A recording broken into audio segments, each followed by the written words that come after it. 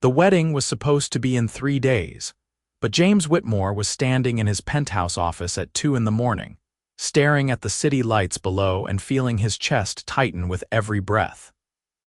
He had built a manufacturing empire from nothing, turning a small family metalworks shop into a billion-dollar enterprise that supplied components to automotive, aerospace, and construction industries worldwide. He had faced down hostile takeovers, economic downturns, and cutthroat competition without flinching. But the thought of walking down that aisle made him want to run. His phone buzzed again. Another text from Victoria, his fiancée, asking where he was. He ignored it, just like he had ignored the previous 12. The rational part of his brain knew this was wrong, knew he should be at the rehearsal dinner right now, smiling and shaking hands and pretending everything was perfect. But nothing felt perfect. Nothing felt right. James grabbed his keys and walked out. He drove without direction, letting the streets take him wherever they wanted. The city at night felt different, quieter, like it was keeping secrets. He ended up in a neighborhood he barely recognized, older buildings with character, small shops with hand-painted signs. A bakery caught his eye, lights still on despite the late hour. Through the window, he could see someone moving inside, and before he knew what he was doing, he was parking and walking toward the door. The bell chimed as he entered. The smell of fresh bread and sugar wrapped around him immediately, warm and comforting in a way he had not experienced in months. A woman emerged from the back, flour dusting her dark hair, her apron covered in what looked like chocolate. She stopped when she saw him, surprise crossing her features. "We're closed," she said, but her voice was not unkind. "I'm just doing prep for tomorrow." "I know, I'm sorry. I just needed to be somewhere that was not where I was." The words came out before he could stop them, honest in a way he had not been with anyone in weeks. She studied him for a moment, her green eyes taking in his expensive suit, his undone tie, the exhaustion he knew was written across his face. Then she nodded toward one of the small tables. "Sit, I'll make coffee." James sat. He did not know why he was listening to her, why he was not just leaving and finding somewhere else to escape to, but something about the bakery, about her calm presence, made him stay. She returned with 2 mugs of coffee and a plate of pastries that looked like they had just come out of the oven. She sat across from him without asking, and he found himself grateful for it. "I'm Zara," she said. "Zara Jensen, this is my place, James." He left off his last name, left off everything that came with it. For right now, he just wanted to be a person sitting in a bakery at 2 in the morning. "So, James, what are you running from?" he laughed, but there was no humor in it. "What makes you think I'm running?" "Because people who are not running do not show up at closed bakeries looking like their world is falling apart." She took a sip of her coffee, watching him over the rim of the mug. "But you do not have to talk about it if you do not want to. Sometimes it is enough just to sit somewhere that feels safe." Safe. That was exactly what this felt like. He had not felt safe in months, maybe years. Always performing, always being the CEO, the leader, the man with all the answers. With Victoria, he was an accessory, a successful partner to parade at charity galas and society events. She had never asked him how he felt, never wanted to know what kept him up at night. "I'm supposed to get married in 3 days," he said quietly. "And I think I'm making the biggest mistake of my life." Zara did not look shocked or judgmental. She just nodded slowly. "Have you told her?" "No, I have not told anyone. I have been trying to convince myself that this is just normal wedding jitters, that every groom feels this way." "But it is not normal, is it? I should not feel like I am drowning when I think about spending the rest of my life with someone." "No, you should not." Her voice was gentle but firm. "Marriage is supposed to be about love, about partnership. If you feel like you are drowning, that is your instinct telling you something important." James ran his hands through his hair. "Everyone is expecting this. Her family, my family, the business partners who see this as some kind of merger. The invitations are sent, the venue is booked, there are 300 people planning to show up. And none of that matters if you are not in love with her." The words hit him like a punch. He looked at Zara, really looked at her, and saw something in her eyes that made him believe she understood. There was a depth there, a knowing that came from experience. "Tell me about this place," he said, needing to shift the conversation away from his own mess. "How did you end up running a bakery?" Zara smiled, and it transformed her whole face. "It was my grandmother's. She opened it 40 years ago, and I grew up learning everything from her. She passed it down to me 5 years ago, right before she died. It is not glamorous, and I will never be rich from it, but it is mine. Every morning, I wake up excited to come here, to create something that makes people happy. That is worth more than any corporate job could offer me." James felt something twist in his chest. When was the last time he had felt excited about his work? The company had become an obligation, something he maintained because it was expected, not because it brought him joy. They talked until the sky started to lighten, until Zara had to actually start baking for the day. James helped without asking, following her instructions as she walked him through making croissants. His expensive suit jacket discarded, his sleeves rolled up. She laughed at his first attempt, the dough too tough because he had overworked it, but she showed him how to do it right, her hands guiding his with a patience that made his heart ache. "You are a natural disaster in the kitchen," she teased, and he found himself laughing, really laughing for the first time in months. "I run a manufacturing empire, but apparently I cannot handle bread dough." "Manufacturing empire?" She raised an eyebrow. "So you are one of those corporate types, something like that." He hesitated, then added, "Whitmore Industries. I'm James Whitmore." Recognition crossed her face, but she did not treat him differently. I have probably used products your company made without even knowing it. Probably. We are in a lot of supply chains. And yet here you are, covered in flour, hiding from your wedding." There was no judgment in her voice, just observation. "Here I am," he agreed. The morning rush started soon after, and James watched Zara transform into someone else. Still warm, still kind, but efficient and focused, handling the steady stream of customers with practiced ease. He should leave, should get back to his life and face what he had been avoiding.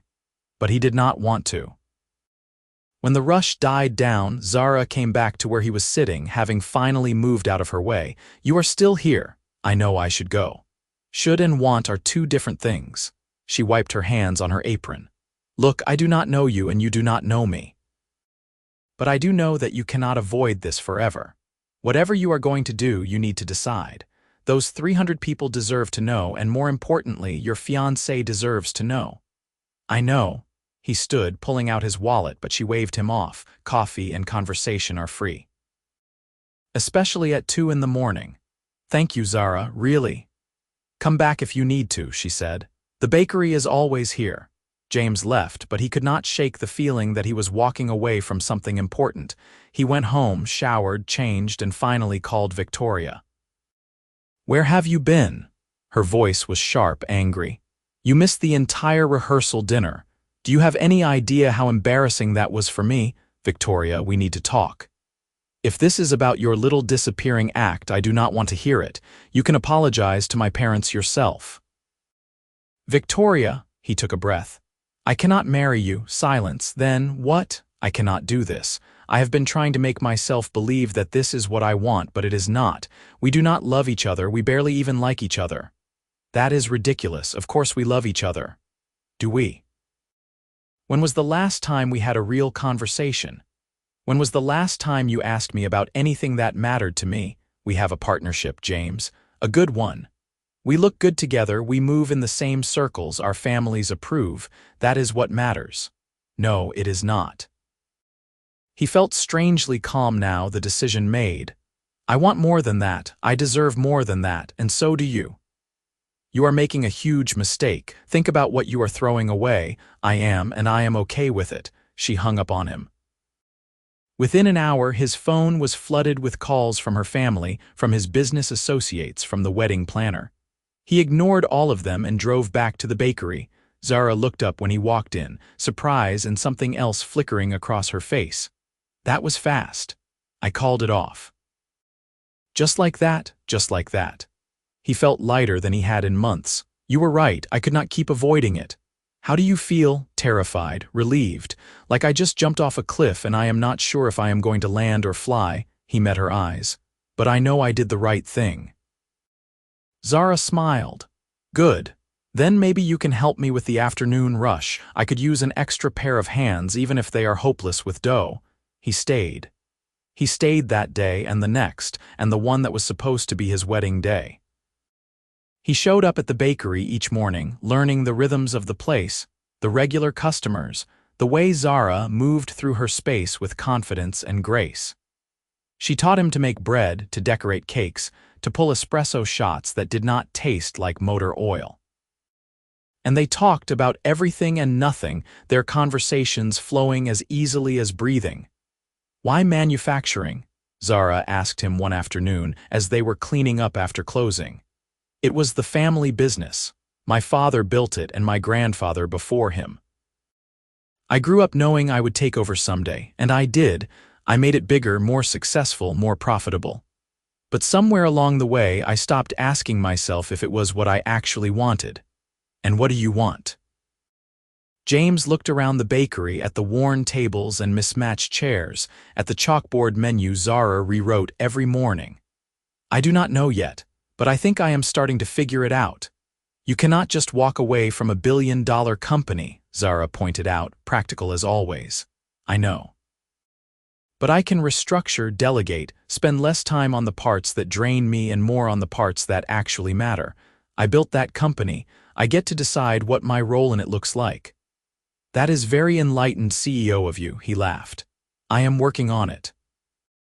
The weeks passed, and James found himself restructuring his entire life. He promoted his COO to president, handling day-to-day operations, while he focused on innovation and development, the parts of the business that had drawn him in the first place. He moved out of his sterile penthouse and into a brownstone in Zara's neighborhood, a place with character and warmth. And he kept showing up at the bakery, not just to help, but because it was where he wanted to be. Zara was different from anyone he had ever known. She was grounded, real, completely unimpressed by his wealth or status. She called him out when he was being pretentious, laughed at his terrible jokes, and pushed him to try new things. With her, he did not have to be James Whitmore, CEO. He could just be James, a guy learning to make sourdough and probably falling in love. It happened gradually, then all at once. One moment they were friends, comfortable and easy together. The next, he was watching her pipe frosting onto a wedding cake, the late afternoon sun catching in her hair, and he could barely breathe from how much he wanted to kiss her. You are staring, she said, not looking up from her work. I know. Why? Because you are beautiful and talented, and you make me want to be a better person. Now she looked up, her eyes wide. James. I am falling in love with you, Zara. Actually, I think I am already there. I have been for weeks, maybe since that first night when you gave me coffee and did not ask me to be anything other than honest. This is complicated, she said softly. Your wedding was called off less than 2 months ago. You are rebuilding your entire life. How do you know this is not just part of that? How do you know you are not just looking for something stable to hold on to? Because when I think about my future, you are in it. Not the bakery, not the stability. You. Your laugh, your stubbornness, the way you hum when you are concentrating on something. I have never felt this way about anyone, and I have never been more certain of anything in my life. Zara set down her piping bag, her hands trembling slightly. I have been trying so hard not to fall for you. You are my friend, and I did not want to ruin that. I did not want to be your rebound or your escape from your old life. You are not. You are my new beginning. She stepped around the table and he met her halfway. When he kissed her, it felt like everything in his life finally clicked into place. She tasted like sugar and coffee, and when she wrapped her arms around his neck, he knew he was exactly where he was supposed to be. I love you too, she whispered against his lips. I think I have for a while now. I was just too scared to say it. Do not be scared, not with me. They took it slow, despite the intensity of their feelings. James met Zara's parents, a warm couple who ran a bookstore across town, and they welcomed him without any interest in his money or status. They just wanted to know if he made their daughter happy. And he did. He saw it in her smile, in the way she leaned into him when they walked together, in the way she looked at him like he was the best part of her day. He took her to meet his family, which was more complicated. His mother was still disappointed about the called-off wedding, still mourning the society connection she had lost. His father was skeptical, worried that James was making decisions based on emotion rather than logic. But his younger sister, Jennifer, pulled him aside and hugged him tight. "You look happy," she said. "Really happy. I have not seen that in you for years." "I am. She makes me happy." Then that is all that matters. Zara fit into his world in ways Victoria never had. She came to business dinners and charmed his partners with her authenticity, asking real questions about their work instead of making small talk about clothes and vacations. She helped him see his company through new eyes, pointing out inefficiencies in ways that came from her own experience running a small business. She made him laugh during boring conference calls, sending him texts with terrible puns that made him have to mute himself so no one would hear him cracking up. And James fit into her world too. He learned the names of her regulars, new Mrs. Patterson always ordered a blueberry scone, and Mr. Chen liked his espresso extra hot. He helped her expand the bakery's online presence, setting up a website and social media accounts that brought in new customers. He invested in new equipment, not as a wealthy benefactor but as a partner, someone who believed in what she was building. 6 months after that first night, James took Zara to the beach, a quiet stretch of sand where the sunset painted the sky in shades of gold and pink. They walked along the water's edge, her hand in his, and he felt his heart pounding harder than it had even when he was closing billion-dollar deals. "I need to tell you something," he said, stopping and turning to face her. "That sounds ominous." "It is not. At least I hope it is not." He took a breath. "When I walked into your bakery that night, I was running from the biggest mistake of my life. I was about to marry someone I did not love because it was expected, because it was safe, because I did not know there could be something better. And then I met you, James." Her voice was soft, her eyes already shining with tears. "You showed me what real love looks like. It is not about appearances or expectations or fitting into some predetermined mold. It is about finding someone who sees you, really sees you, and loves you anyway. Someone who challenges you to be better while accepting exactly who you are. Someone who makes you laugh and think and feel alive in ways you did not know were possible." He got down on one knee, pulling out a ring he had been carrying for weeks, waiting for the right moment. "Zara Jensen, you are my best friend, my partner, my everything. Will you marry me?" Tears were streaming down her face now, and she was nodding before she could even speak. "Yes, yes, of course, yes." He slipped the ring onto her finger and stood, pulling her into his arms and kissing her as the waves crashed around them. She was laughing and crying at the same time, and he had never loved anything more than this moment, this woman, this life they were building together. "I was so scared when you called off your wedding," she admitted, her face pressed against his chest. "I thought you might regret it, that you might blame me for influencing your decision. Never. That decision was mine, and it was the best one I have ever made. Everything good in my life now comes from that moment of choosing honesty over obligation. I cannot believe I get to marry you. I cannot believe I almost married someone else." He kissed her forehead. "Thank God for cold feet and late-night bakeries." They got married 6 months later in a small ceremony at the bakery. It was nothing like the elaborate society wedding James had almost had. There were no 300 guests, no designer dress, no orchestra or champagne fountain. Instead, there were 50 people who actually mattered, sitting on folding chairs between the tables, eating cake that Zara had made herself. His sister was his best man, and Zara's childhood friend stood up with her.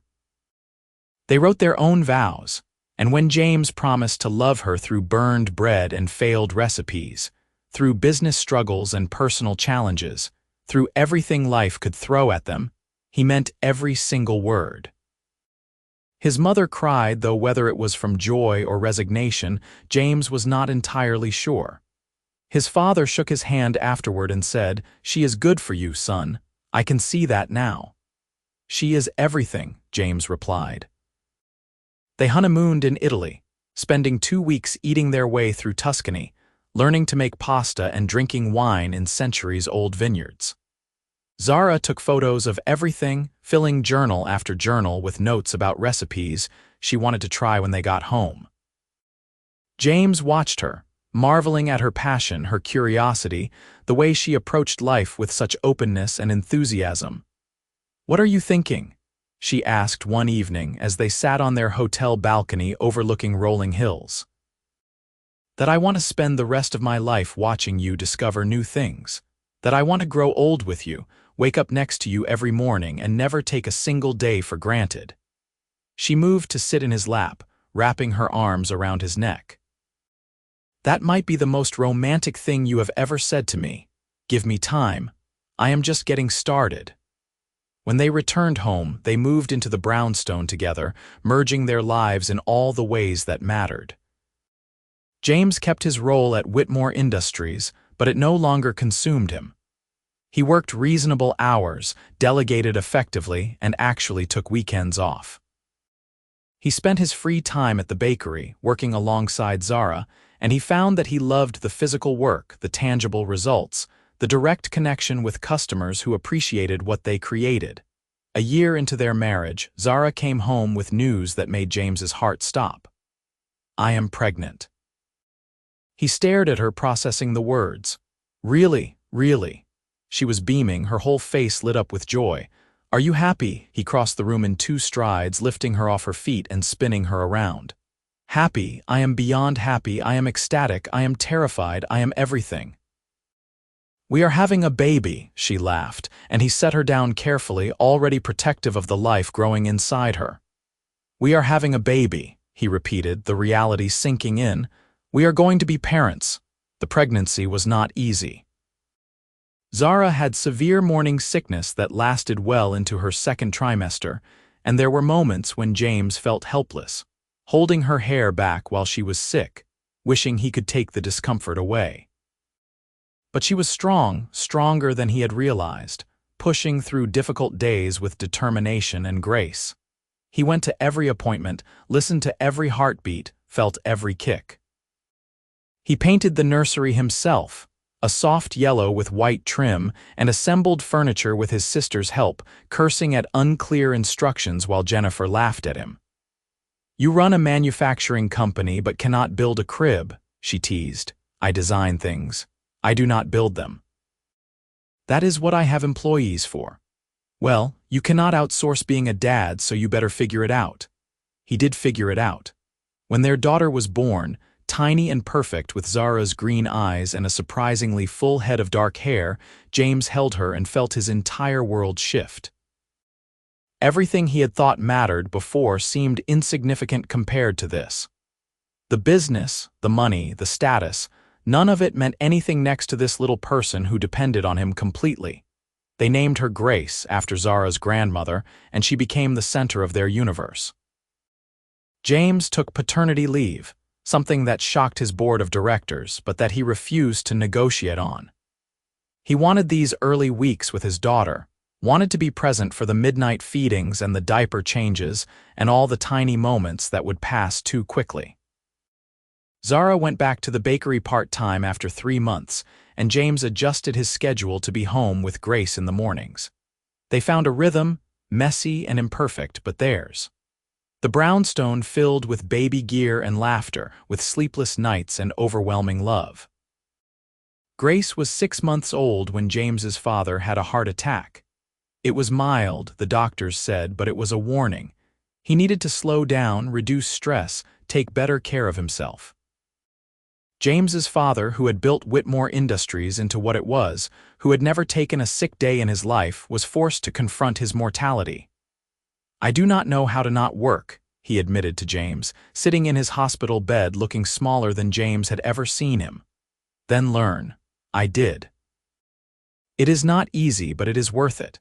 James pulled up a chair.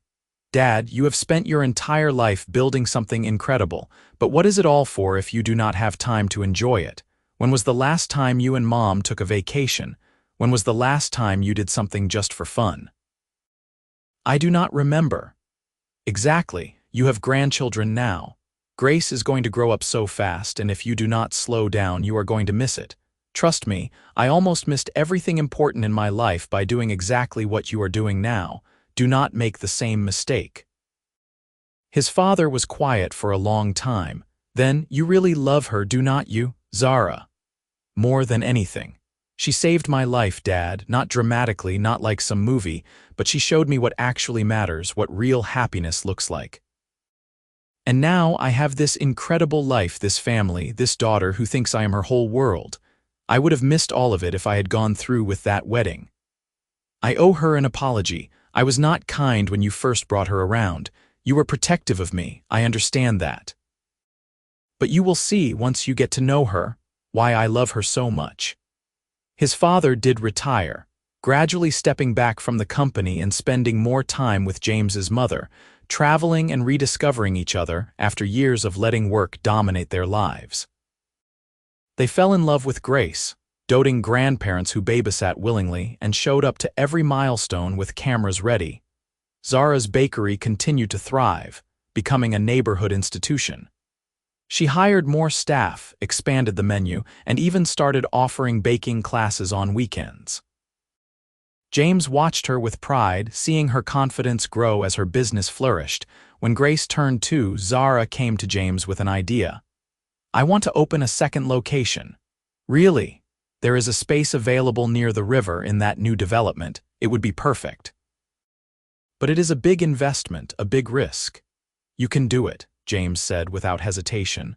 I believe in you, and I will help however I can, whether that is financial backing or just watching Grace while you are getting it set up. You would not think I am overextending myself. I think you are brilliant and capable, and I think you should absolutely go for it. The second bakery was a success, and then a third. Zara built a small empire of her own, each location reflecting her style and passion. She and James became partners in every sense of the word, supporting each other's dreams while building a life that felt authentic and meaningful. Grace started preschool, a bright, curious child who loved books and baking with her mother. She had James's determination and Zara's warmth, and she wrapped both of them completely around her little finger. Can we have another baby? Zara asked one night as they lay in bed after Grace was asleep. You want another one? I do. I love our family, but it feels like there is room for more. What do you think? James pulled her closer. I think that sounds perfect. Their son, Lucas, was born 2 years after Grace, completing their family in ways James had not known they needed. He was calm where Grace was energetic, thoughtful where she was impulsive. They balanced each other perfectly, and watching them grow up together was one of James's greatest joys. Life was not always easy. Zara's bakeries faced challenges, competition from chains and economic downturns. Whitmore Industries had its own struggles, navigating industry changes and market pressures. James and Zara fought sometimes about money and schedules and the thousand small stresses that come with running businesses and raising children. But they always came back to each other, always remembered what mattered. On their 10th anniversary, James took Zara back to the beach where he had proposed. Grace and Lucas were with James's parents for the weekend, and it was just the two of them, walking along the same stretch of sand as the sun set in the same brilliant colors. You remember what you said to me that first night? Zara asked, her hand in his. That I was making the biggest mistake of my life. You said you felt like you were drowning, and I told you that marriage should not feel that way. Best advice I ever got. I was terrified, you know, when you kept coming back to the bakery when I started falling for you. I thought you were going to break my heart, that you were just looking for something easy after your called-off wedding. And instead you gave me everything. This life, this family, this partnership that is better than anything I could have imagined. You showed me that love does not have to be complicated or dramatic. It can just be two people choosing each other, every single day. James stopped walking and turned to face her. The sunset painted her in golden light, and she was as beautiful now as she had been that first night, covered in flower and offering him coffee and kindness. I choose you, he said.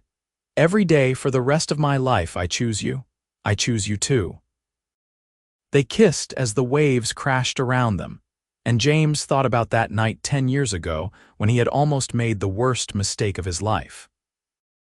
He thought about the fear that had driven him to a closed bakery, the cold feet that had seemed like weakness but had actually been his instinct saving him. He thought about Victoria, who he heard had married someone else, a merger marriage that looked perfect from the outside. He hoped she was happy, but he did not think about her often. His life was here with Zara, with their children, with the family they had built together. It was messy and complicated and absolutely perfect. He had been so afraid that day before his wedding, terrified of commitment and forever and making the wrong choice. But the fear had not destroyed him. It had led him straight to her, to this moment, to this life that exceeded every dream he had never known he had. Thank you, he said softly. For what? For being there that night, for giving me coffee and honesty and showing me what real love looks like, for choosing me back. Always, Zara promised. Always and forever. They walked back to their car as the stars came out, talking about their children and their businesses and their plans for the future. James's phone buzzed with emails and messages, but he ignored them. Tomorrow would come soon enough with all its responsibilities and challenges. Tonight was about this, about them, about remembering why they had chosen this life together. When they got home, they found James's parents had brought the children back early. Grace and Lucas ran to greet them, talking over each other about their weekend adventures. James scooped them both up, one in each arm, and caught Zara's eye over their heads.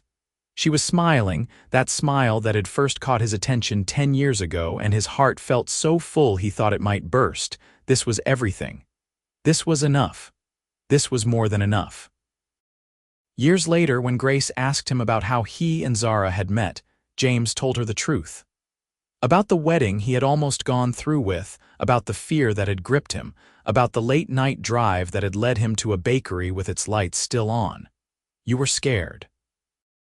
Grace asked, surprised. Her father had always seemed so confident, so sure of himself. Terrified.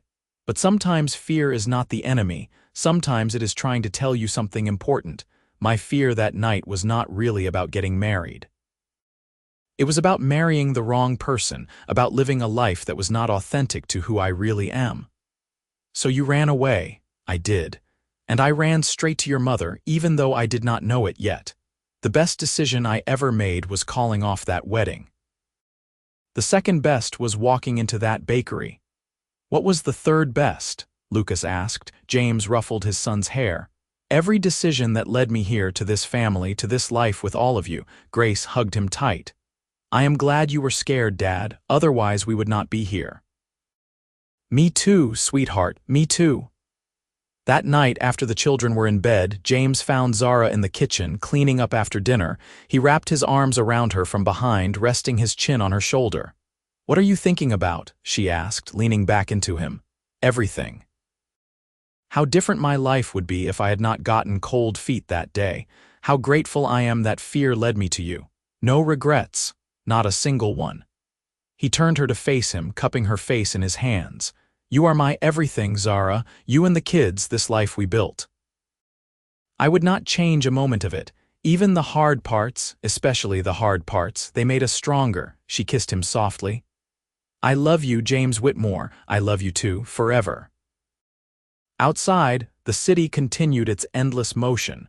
People making decisions and taking chances and trying to find their own paths to happiness. Somewhere out there, maybe someone else was getting cold feet, feeling that same terror James had felt 10 years ago. He hoped they would listen to their instincts, hoped they would find their own late-night bakery, their own person who would show them what real love looked like. Because that was what it all came down to in the end. Not the money or the status or the perfect wedding.